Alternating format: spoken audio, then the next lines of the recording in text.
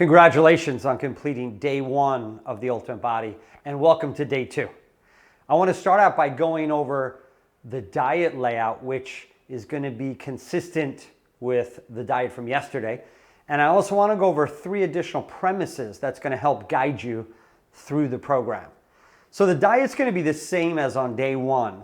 And remember, that's the elimination of the fried foods, processed foods, highly allergic foods, and fast foods. But you don't have a restriction on your caloric intake. But what you're doing is consuming more nutrient-dense foods, natural foods, healthy foods. So your body will begin to heal, detox, and reduce inflammation simply by a shift of the type of calories that you're putting into your body. And throughout the entire program, I want to go to the final point that I'm going to end with. I want you to be hyper aware of the behaviors that you're engaging in regarding your diet and the outcome it has on your body.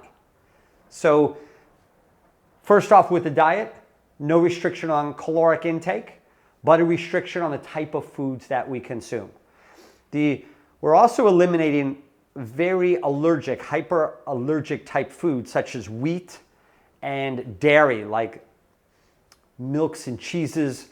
The wheat is the pastas, breads, and other cereals and other type of wheat-based products. So those two are highly offensive to the gut. They can create mucus secretion. They can create antibody responses, autoimmune type responses. So the elimination of those two very highly allergic foods, in addition to low quality foods, you're going to start making an impact just in these first 2 days. So I want to make a distinction between hunger and cravings. Very often we say in our culture, I'm hungry. I am so hungry. The reality is most people that are listening to this video and everyone they know have probably only been hungry maybe once or twice in their life. Because true hunger is not eating for a considerable period of time, well over a day. When we get these feelings of hunger in 2 or 3 hours, it's not hunger, it's cravings. And cravings are initiated by crashing of your blood sugar. You see, when you consume high levels of sugar that most people this day and age in industrialized countries eat, it causes your blood sugar to spike up and eventually crash. And during the crash is where we generate the craving. That cycle of sugar going up and down not only affects the blood sugar and your, in a sense, what you think is hunger, which is just craving, but it also has a metabolic effect on your energy levels because your energy comes down. It has an effect on your hormones. Your hormones become imbalanced. It has an effect on the inflammation. Inflammation goes up, which causes joint pain and other dysfunctions in the body.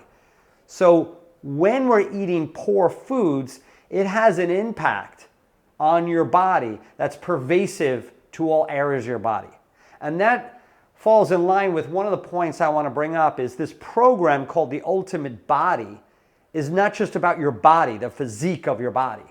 Ultimate Body is about your entire body. It's about having the ultimate physique, but the ultimate energy levels, the ultimate sleep, the ultimate mood, the ultimate hormone balance. It's about creating the ultimate body by making modifications to behaviors and assisting the body with the elimination of harmful toxins that store in our body literally for years to even decades. So be hyper aware of cravings and be aware of it over the next 8 days or so during this program that you may notice an increase in craving in the short term. We have more craving for a day or two because what's happening is with the elimination of the heavy sugar foods, your body's metabolic engine is going to have to shift from burning sugar to burning other things like burning fat. So side effect is, yes, you're going to be burning the fat on your body. Too many people in society are carrying calories, which is fat, on their body, enough calories to sustain themselves for years. there's no reason to hold and store and carry calories on your body in the form of fat where it's 10 pounds, 20 pounds, 30. There's no need to carry 30 to 50 pounds or more of calories on your body because we have access to calories. So only really wealthy people were obese back 100 years ago because it was hard to sustain food. With agriculture, grocery stores, and the progression of society, we don't have to carry calories on the body anymore. So what you want to do is you want to be, anything you store, you want to be able to burn it. If your sugar intake is too high, your body won't kick on fat burning because it doesn't need to. It has simple, easy access to poor metabolically utilized calories, which is sugar, inflammatory calories, which is sugar, disease-causing calories, which is sugar, mood-altering calories, which is sugar. It has that, which is easy, and it's not going to go into the fat-burning process of lipolysis, which takes some energy to break down that fat. But during this program, which is going to be starting in the next day or so, your body's going to shift the metabolic machinery to start burning calories that are stored on your body, which is fat. So I want you to feel the difference because you may notice some cravings. And the beautiful thing that'll happen over the next 3 days is when the sugar comes down, so will the insulin. The insulin is the hormone that takes the sugar from your consumption that goes in your blood and takes from the blood and pushes in the tissue and makes fat or stores the sugar in your liver and your muscles. Okay? So when that insulin comes down, your aging will slow down. Your hormones will become regulated. Your energy will become more even keel throughout the day. It won't be the high, the low, consistently up and down. And I have to pick on the women because a lot of women may say it's the cycle.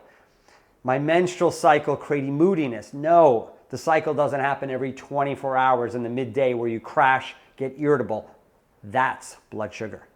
So you're going to start noticing maybe an increase in craving for the next 2 days.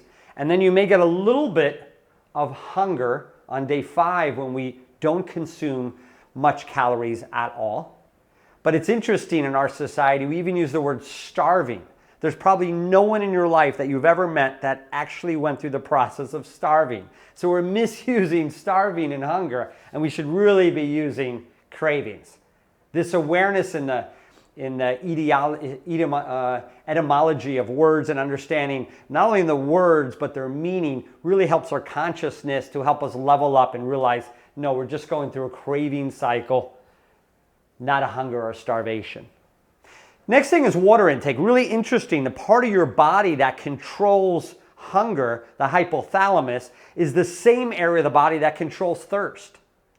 So sometimes you're in chronic dehydration that you literally lose the instinctual process of the body to feel thirsty that you may just crave and grab the Snicker bar or the Diet Coke because you're thinking you're hungry or that you have cravings, but you're merely dehydrated.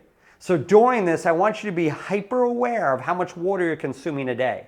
I recommend you buy one of those glass water bottles, about 500 milliliter water bottles, and have one in the kitchen when you wake up in the morning, a little pinch of sea salt in your mouth and drink one bottle's worth. And then when you go to your office, have the same bottle there, drink 2 or 3 at work. When you get back home, you drink another, and get in a cycle of ensuring that you have 4 to 6 bottles of those glass water bottles that are full, so we know we're covering the base of water. When we look